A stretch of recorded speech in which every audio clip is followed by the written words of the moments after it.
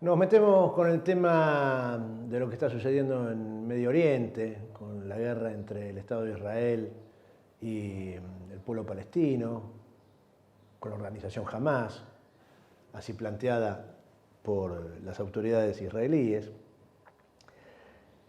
Vino, como mostrábamos ayer, la contraofensiva a lo que fue indudablemente un acto terrorista el día sábado, y ayer intentábamos desarrollar algunas explicaciones y comprender en su dimensión histórica de dónde viene. No es algo que sucedió, ¿no? Aparecieron unos loquitos que saltaron una alambrada y se dedicaron a matar gente. El conflicto es mucho más profundo, viene de allá lejos y hace tiempo, y muestra una realidad muy dramática para el pueblo palestino. Cuando ayer veíamos y escuchábamos al ministro de Defensa, compartíamos ese video en el cual anunciaba que le iban a cortar la luz, el agua, el gas, el suministro de alimentos.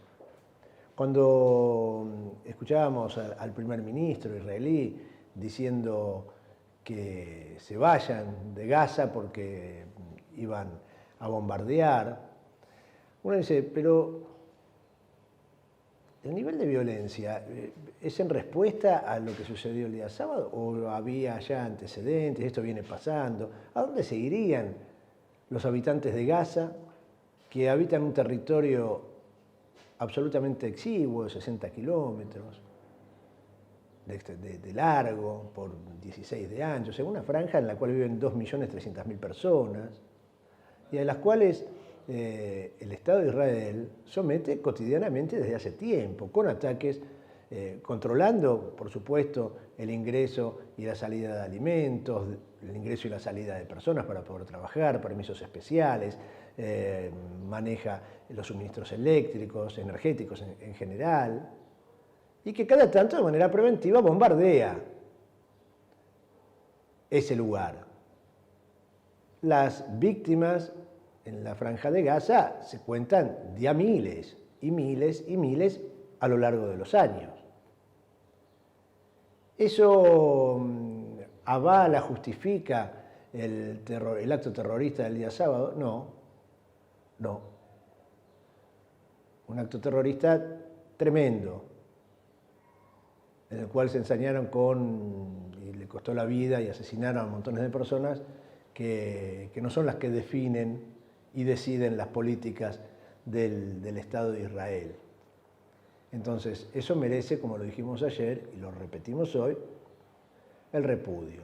Lo que no puede hacerse es, a partir de repudiar ese acto terrorista, dejar de comprender la profundidad del conflicto y dejar de señalar el accionar terrorista del Estado de Israel para con ese pueblo palestino desde hace muchísimo tiempo. La respuesta de Israel al ataque terrorista del día sábado ya ha costado miles y miles y miles de vidas en la Franja de Gaza. Y todas las vidas valen una, sea la de quien sea.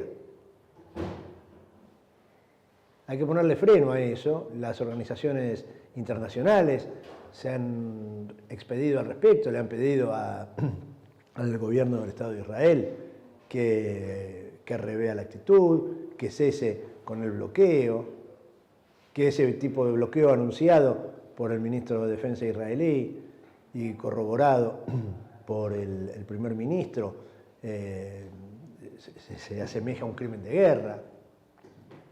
La situación es muy grave y estamos hablando del conflicto solo en la zona sur, con la Franja de Gaza. Está latente la posibilidad de que se sume al conflicto desde Cisjordania otras organizaciones. La situación es muy, muy crítica, es muy triste. Ayer en nuestro país hubo manifestaciones en todo el mundo, de repudio a la violencia, de apoyo al pueblo israelí, de apoyo al pueblo palestino. En la ciudad de Buenos Aires hubo también dos movilizaciones, una que se llevó a cabo en la intersección de la avenida Estado de Israel con la calle Palestina. Numerosísima concurrencia fue a manifestarse en solidaridad con Israel. Lo vemos. La verdad que nos sorprendió a todos para bien, esperábamos que la gente venga porque sabemos que la conmoción que causaron los hechos que vivimos las últimas horas no tiene nombre y nos ha asombrado a todos. Pero la verdad que vinieron miles de personas, era muy fuerte verlos del escenario, ver la gente con lágrimas, la gente con convicción, parados, aplaudiendo, la verdad que fue muy fuerte.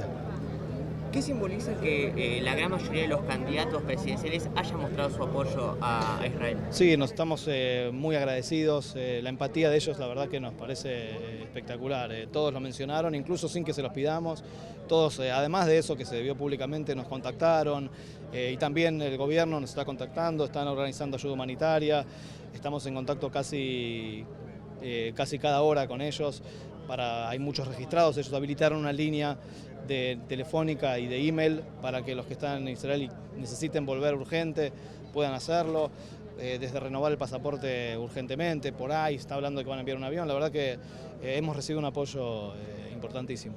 Todo parece indicar que va a continuar y está lleno de reservistas, sí, la atmósfera no es auspiciante, así que gente que necesita volver, gente que tiene esta atención médica y de todo, hemos recibido llamados estas horas, han sido traumáticas, pero bueno, la verdad que tanto la Embajada de Israel en Argentina, como la Embajada Argentina en Israel, como el gobierno están moviéndose para ayudar de la mejor manera. Lo que les decía respecto de las manifestaciones de Naciones Unidas, el secretario general Antonio Guterres dijo que ese bloqueo que está planteando Israel sobre la Franja de Gaza va a empeorar esa crisis humanitaria. Veamos el informe.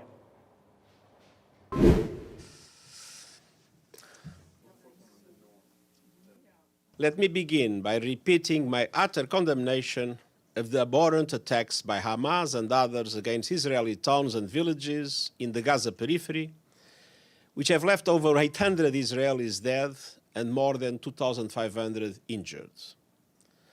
Sadly, these numbers are expected to rise as the attacks are ongoing and many remain unaccounted for. This most recent violence does not come in a vacuum. The reality is that it grows out of a long-standing conflict with a 56-year-long occupation and no political end in sight. It's time to end this vicious circle of bloodshed, hatred, and polarization. The humanitarian situation in Gaza was extremely dire before these hostilities. Now it will only deteriorate exponentially. Medical equipment, food, fuel, and other humanitarian supplies are desperately needed, along with access for humanitarian personnel. I recognize the legitimate grievances of the Palestinian people, but nothing can justify these acts of terror and the killing, maiming, and abduction of civilians. I reiterate my call to immediately cease these attacks and release all hostages. I'm deeply alarmed by reports of over 500 Palestinians, including women and children, killed in Gaza, and over 3,000 injured. Unfortunately, these numbers are rising by the minute as Israeli operations continue. While I recognize Israel's legitimate security concerns, I also remind Israel that military operations must be conducted in strict accordance with international humanitarian law. Claro, lo está diciendo Naciones Unidas, ¿no? O sea, si hay operaciones militares, hay acuerdos internacionales para llevarlas a cabo. Es verdaderamente bestial lo que está sucediendo y como era previsible, la respuesta de Israel está dejando un tendal de víctimas,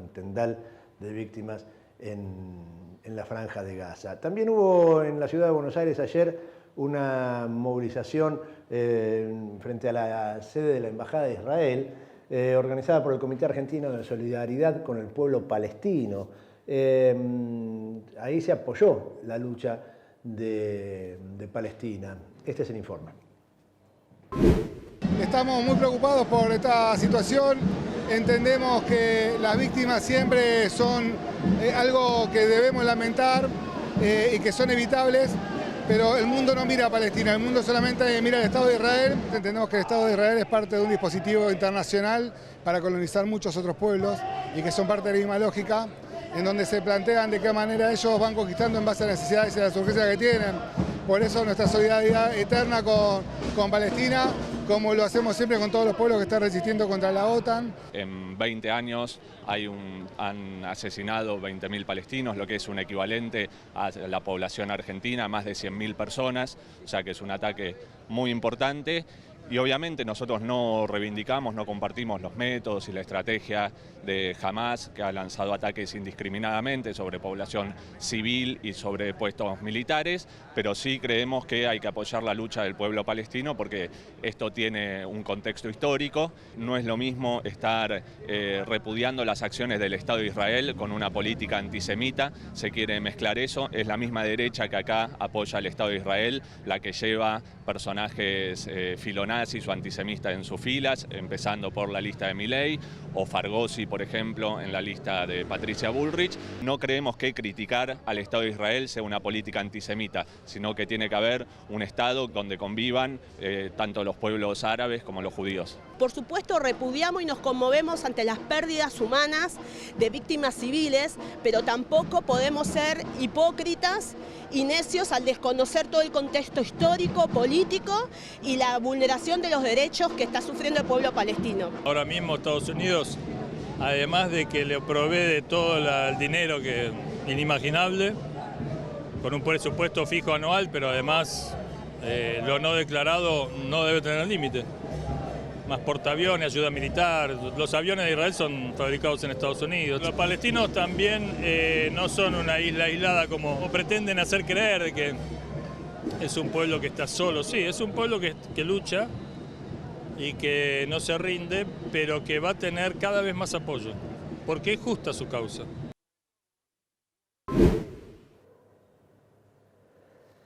Fíjense que entre tantas otras cosas que ha desatado la represalia del Estado de Israel, ayer bombardearon la iglesia ortodoxa San Porfirio en Gaza, una iglesia que es del año 425 después de Cristo. ¿Cuál sería el arsenal nuclear que estaría ahí, no es cierto? Ahora, era muy claro lo que decía Patricio del Corro, diferenciando lo que era el antisemitismo o la cuestión política, geopolítica entre el Estado de Israel y el pueblo palestino. Vamos a compartir unos mapas para que se tenga real dimensión de qué pasaba. Ustedes saben, Israel, luego en el año 1948 se otorga ese territorio, se hace un acuerdo para bueno, que el pueblo judío pudiera tener un territorio después de lo que fue la barbarie del Holocausto, de la Segunda Guerra, momentos tan tristes para la humanidad, para el pueblo judío en particular.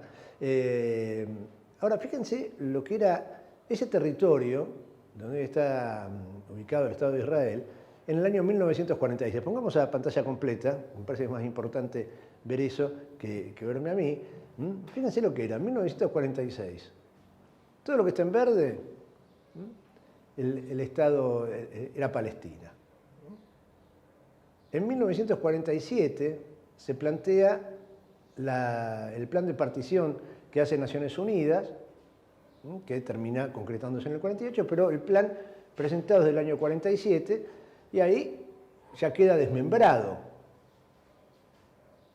20 años después, para 1967, fíjense ustedes cuál era el territorio ocupado por Israel y dónde fueron quedando ubicados los palestinos y las palestinas.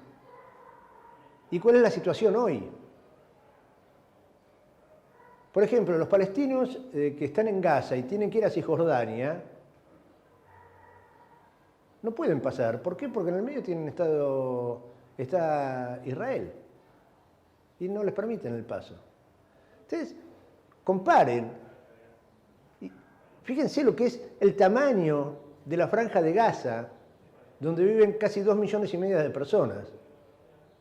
Fíjense lo que era Palestina en 1946 y fíjense lo que es ahora. ¿Qué hay? ¿Menos palestinos hoy que en 1946? ¿O viven hacinados? ¿Cómo logró Israel esa expansión territorial? ¿Pidiéndoles por favor a los palestinos? ¿Esto justifica el ataque terrorista, el método utilizado por Hamás el día sábado? No, no lo justifica. El terrorismo es inaceptable. Atentar contra civiles, contra los pueblos, es inaceptable. Pero está bueno tener un panorama un poco más completo, ¿no es cierto?